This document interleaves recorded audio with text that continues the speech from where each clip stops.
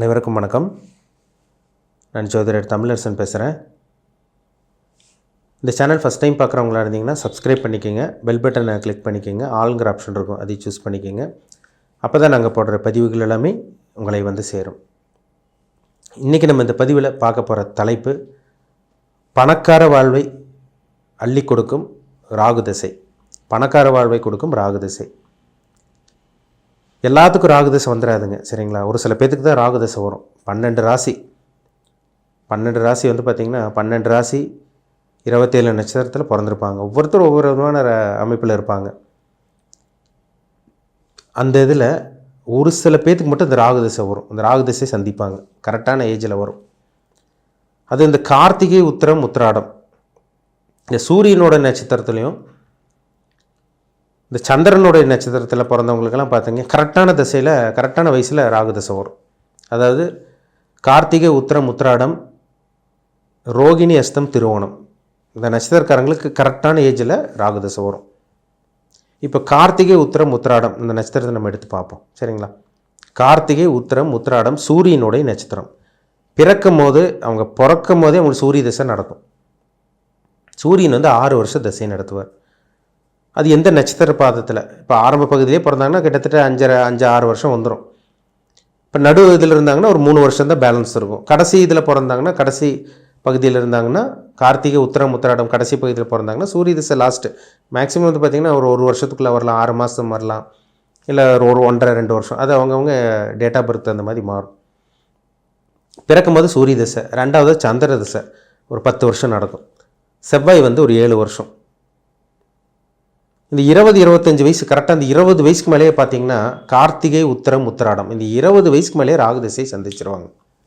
நான் ஒரு அப்ராக்சிமேட்டாக சொல்கிறேன். ஜாதகத்தை பார்த்தா அவங்க ஏஜ் பார்த்தா நம்ம சொல்லிடலாம், அக்யூரேட்டாக என்னென்ன நடக்குன்னு சொல்லிடலாம், எப்போ ராகு திசை ஆரம்பிக்கும், எப்போ முடியும் தெளிவாக சொல்லிடலாம்.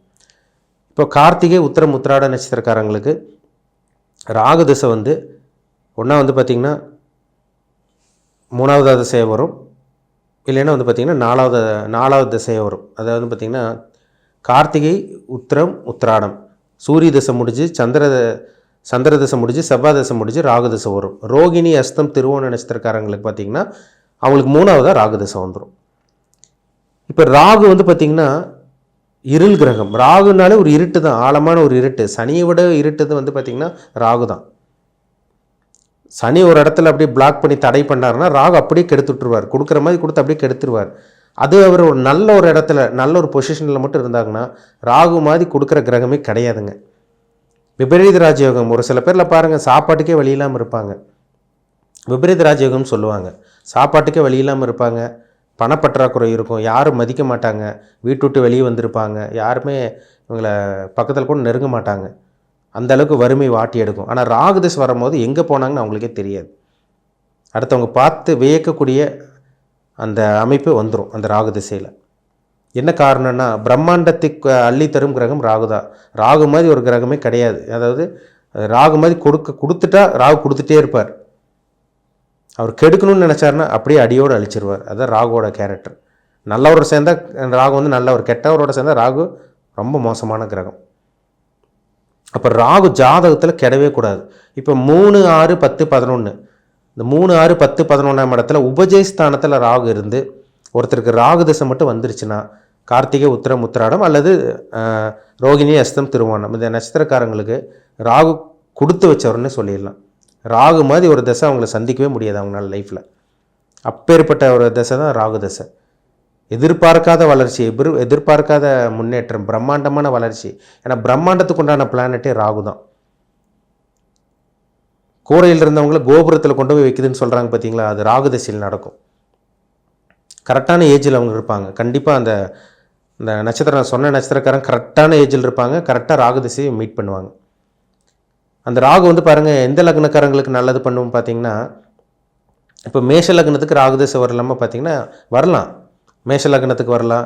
ஒவ்வொரு லக்னத்துக்கும் ஒவ்வொரு அமைப்பு இருக்குங்க. எல்லா லக்னத்துக்காரங்களுக்கும் ராகு திசை வர்றது நல்லது தான்.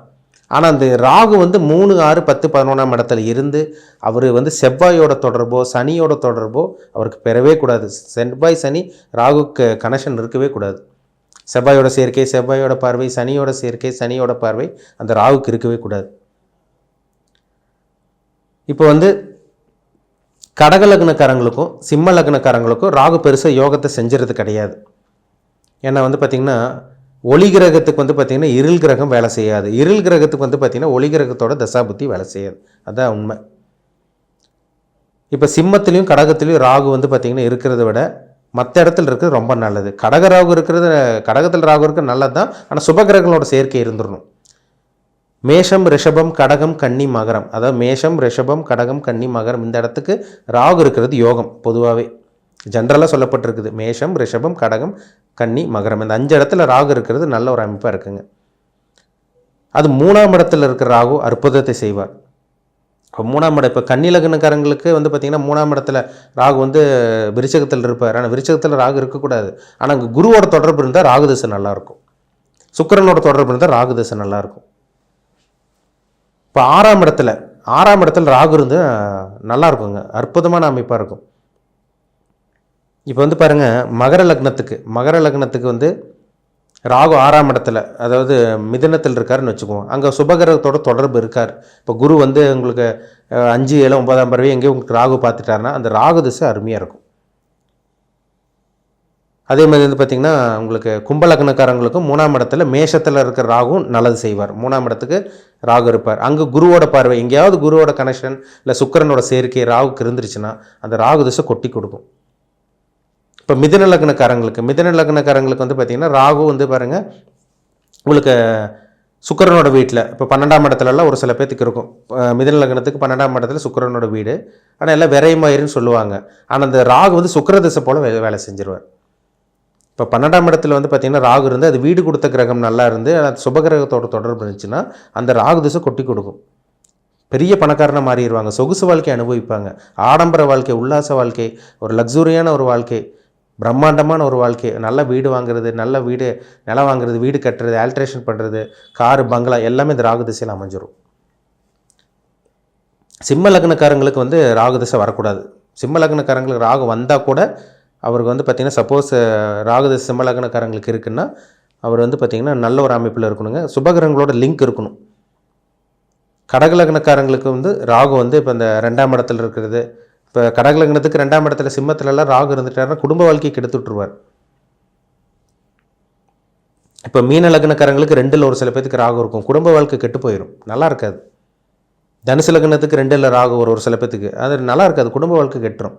இப்போ ராகு வந்து ராசியிலையோ லக்னத்திலேயோ 7ஆம் இடத்துலையோ 2ஆம் இடத்துலையோ 8ஆம் இடத்துலையோ ராகு இருக்கவே கூடாதுங்க, நிறைய பிரச்சனை கொடுத்துரும். அவர் இருக்கக்கூடிய இடம் 3, 6, 10, 11.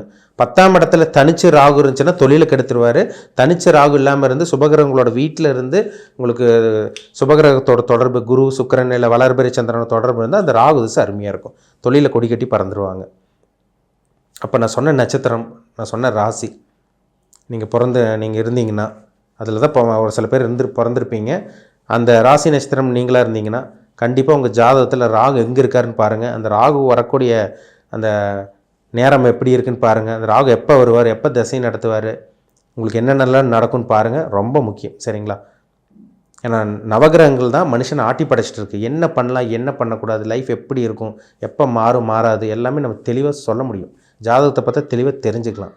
உங்களுக்கு ராகுதசை எப்படி இருக்குன்னு பாருங்கள், வரக்கூடிய ராகுதசை எப்படி இருக்குன்னு பாருங்கள். 20 வயசுக்கு மேலெல்லாம் ராகுதசை கண்டிப்பாக நடக்கும், உங்களுக்கு நடந்துகிட்ருக்கும் ஒரு சில பேத்துக்கெல்லாம்.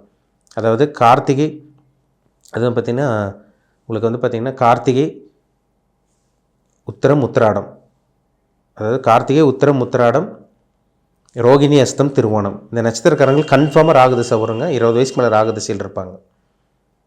நீங்கள் என்ன வயசு என்ன ஏஜில் இருக்கீங்க பாருங்கள், அதுதாங்க ரொம்ப முக்கியம். சரிங்களா? ஏன்னா நவகிரகங்களோட தாக்கம் மனுஷனை ஆட்டி படைச்சிட்டு இருக்குது. அதுபடி தான் ஒருத்தனோட தலையெழுத்து விதி போயிட்டுருக்கு. ஒருத்தவங்களோட வாழ்க்கையை நவகிரகங்களோட கண்ட்ரோலில் தான் இருக்குன்னு ஒரு சில பேருக்கெல்லாம் தெரியாமல் இருக்குது. ஒரு சில பேருக்கு நவகிரகங்களுக்கும் இதுக்கு சம்மந்தமே கிடையாதுங்க சார், நவகிரகங்களுக்கு வந்து மனுஷன் எங்கே போய் ஆட்டி படைச்சிட்டு இருக்குன்னு ஒரு சில பேருக்கு ஒரு சில பேர் கேலியாக பேசுகிறாங்க, ஒரு சில பேர் சந்தேகம் கேட்குறாங்க, ஒரு சில பேர் தெரியவும் மாட்டேங்குது, தெரியாமையே இருக்குது.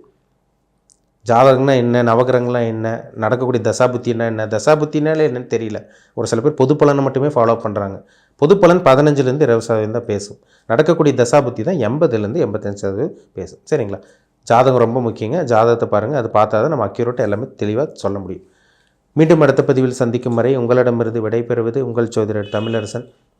இந்த சேனல் பிடிச்சிருந்தால் உங்கள் நண்பருக்கும் உறவினருக்கும் ஷேர் பண்ணுங்கள், லைக் பண்ணுங்கள், சப்ஸ்கிரைப் பண்ணுங்கள், பெல் பட்டனை கிளிக் பண்ணிக்கோங்க. ஆளுங்கிற ஆப்ஷன் இருக்கும், அதையும் சூஸ் பண்ணிக்கோங்க. அப்போ தான் நாங்கள் போடுற பதிவுகள் எல்லாமே உங்களை வந்து சேரும். நன்றி, வணக்கம்.